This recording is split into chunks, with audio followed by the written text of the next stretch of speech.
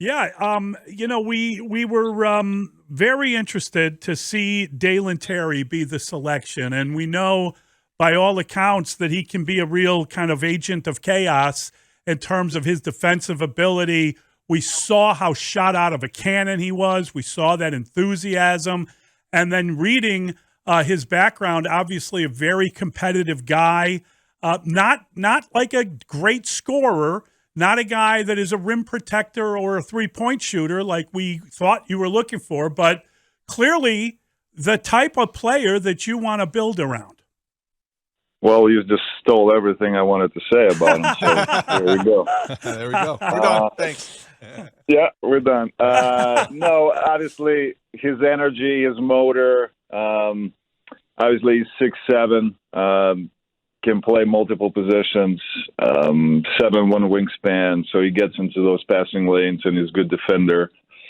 And he's a playmaker. He's a really good passer. He pushes the ball on a fast break. And he plays with no fear. So those are like kind of things that we saw.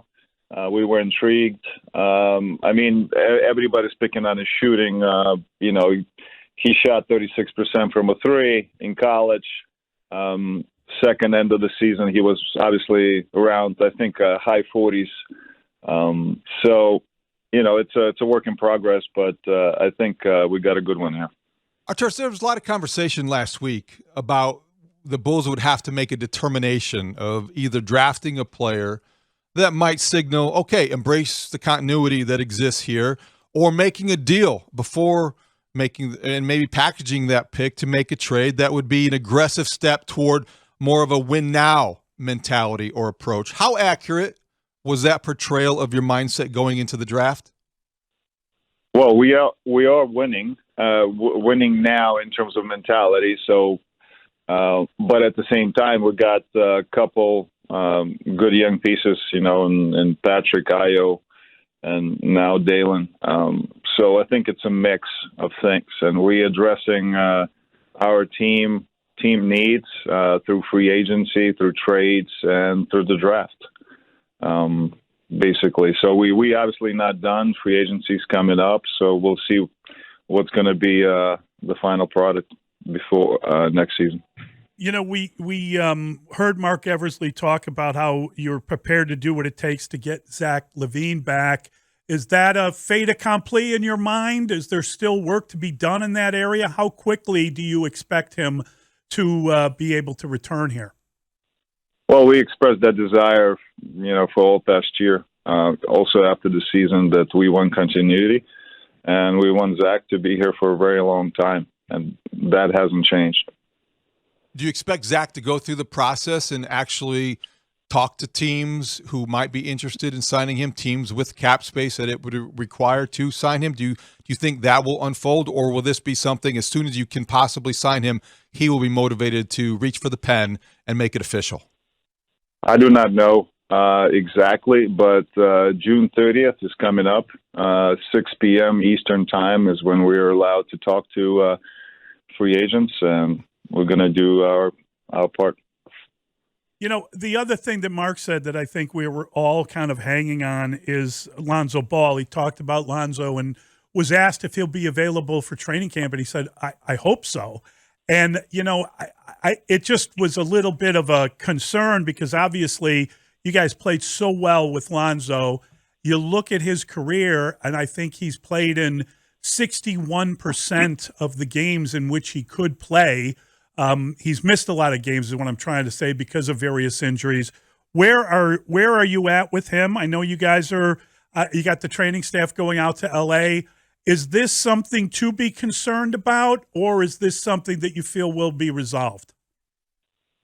Well, to be concerned is I think it's my job. So, but at the same time, our timeline is to get everyone ready for September for training camp, and that still is the timeline. So he's working diligently to get back, and he's improving. And as Mark said, our performance staff is going back and forth in LA to watch him to watch him train. So the process is still going on. So, did any of that concern or uncertainty surrounding his future in terms of his knee affect your thinking or steer your thinking in either the draft or approaching free agency? Well, we have to just, our roster building process, it probably impacts a little bit. However, I think we've realized how important he was to our success. Looking at this, 3-point, rate in terms of, shooting 8 threes per game, and that goes away, and we last in the league on that. We kind of slowed down our game when he went away as well. So there's a lot of things that he impacted. Obviously, 6'7", another guard that can, one of the best defenders on our team. So, yes, we miss him. But again, all we focus right now is on his recovery, and hopefully, and by September we have everyone healthy. Arturas, I think we were all excited to see you guys make the playoffs. Now, obviously, you were sitting really pretty before the All-Star break, and then all the injuries kind of ganged up on you. You did win a playoff game, but how do you take the next step? How do you go from being a team that makes the playoffs to a team that wins in the playoffs? How do you make this team better this offseason? Well, for me, number one is continuity, right? The turnover was so big and the team. We have only 2 players left from the team that we took over 2 years ago. So the continuity is huge for us. Also, development of our players, that they are getting better every day in Advocate Center. And, of course, experience that they had, this year. Also getting some playoff experience. It's going to serve them well. So, I said that after the season that, the teams that we are, fighting against, they have their core for 3-4 years. And we've been together since last October. So we need that time still, to get familiar with each other and how to play with each other. So any additional time we get together is good. And looking forward to training camp in October. Arturas, by training camp, Patrick Williams will have turned 21 on August 26th, so he could finally buy you a drink. Yeah, exactly. He's getting up there in years. Out. Yeah. But when you talk about the continuity, when you talk about development, you're talking about him, I think, in terms of maybe not intentionally, but you look at his growth and where he can possibly end up. Just curious, because of that potential, which is enormous, when you went into the draft and you had maybe teams that were contacting you, trade discussions, how big of a priority was it to hold on to a player of his potential? Because I think the risk-reward calculus is different depending on the executive. Well, the players like that, he's unbelievable athlete. He can play multiple positions, defend multiple positions. Those guys, it's very hard to find those guys. And especially when he's 20 years old and already has not full seasons. Obviously, he was injured last year, but 2 seasons already under his belt. And we saw when he came back, a glimpse what Patrick can be. Now you add some playoff experience in the last couple of games, that he scored over 20 points, so you see his potential. He's going to have another big summer, and I'm looking forward to seeing him on the court next year. When we talk about continuity, does that include Nikolai Vucevic? Do you see yourselves, and I know Mark talked about getting a complementary piece with him, so do you see him as the center of this team? Yes. I mean,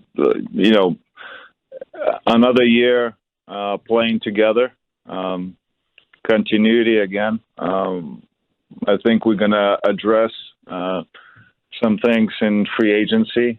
We need to get bigger. We need some rim protection. We need some shooting. So we're going to look to get better a little bit in free agency and see what our final product looks like.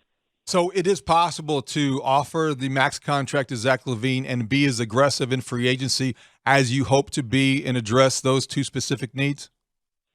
Well, like I said, we still have, mid-level. So there's ways to get better. And I think, the core guys that we have right now, that's a great group of players, and we just have to look for ways to improve in a week when free agency starts, and we're going to be pretty aggressive looking for new additions. Is there a type of player that you look for? And I don't mean, a size issue or whatever. I mean, like, is there a personality that you look for that attracts you to a player? And we kept hearing that about Dalen Terry, that he has this kind of energy and this go mentality and this confidence that appeals to people. We'll meet him at 11 o'clock today in person and maybe get a sense of that. But is it fair to say that there's a certain type of personality you like to have? Well, we constantly say in, our group meetings is obviously competitive guys. We need to add competitive guys, toughness, mental, physical toughness. So we look for those things in players, and, we'll see if we can add that. When you talk about drafting somebody at 18, certainly the evolution of a draft pick, you go back to your first glimpse of him. What do you recall of that, Arturas, and how he has progressed in terms of climbing on your board, and the more you saw of him, the more you liked? Well, it's just you go through, collecting the information process, and then by the time a couple of days left before the draft, you have your board group. Our group worked extremely hard all year long. It's almost like our Super Bowl, right? So, and you just watch the draft. Possibly you can react to it and, see if the player that you like is on the board. I think the day before the draft, I think we were comfortable, with the names that we saw available at 18. So, and we're glad that we had an opportunity to add Dalen Terry. We had a conversation last week. We were talking about where you guys are at, and we were talking mainly about Patrick Williams entering a third year and what a big year that is. And one of our guests said, well, don't forget, Billy Donovan's entering his third year. And it had never occurred to me that there was a clock with Billy. And I don't want to put him on a clock. I'm just curious, how satisfied are you with the job Billy does? And is he going to take a step forward in his third year with this group, if indeed continuity matters? Yeah, I mean, working with Billy, he's amazing. Besides, obviously, basketball side he's so easy to work with him, and he's such a great communicator. Like I said, every day to come and to Advocate Center is just a pleasure to obviously see him and have conversations about games, about players that are developing in our building, and like I said, all the conversations, even before the draft, after the draft, we're going to be working all together with our front office, and Billy's obviously a huge part of it. Arturas, how we look at things. We talk about championship windows all the time in sports, and certainly in sports talk radio, and fans look at it that way too. When you look at this Bulls roster, the one you have put together, DeMar DeRozan's 32 years old, Vooch is getting up there as well. Is there a realistic time frame where you consider that your championship window, where you have to do certain things, and then maybe there's a certain sense of urgency that might not exist otherwise? Well, like I said, it's this team is is together only since October. However, yes, I mean, we tried to improve from what we were last year. We had 46 wins. We finished the season 7-15, which is not great, but still finished with 46 wins, and played against at that time defending champs Milwaukee Bucks.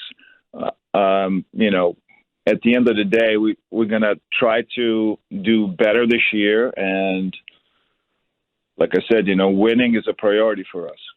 How to do it, in terms of timeline, I don't know, but we're going to look at this free agency, try to improve the team, and go for it next year.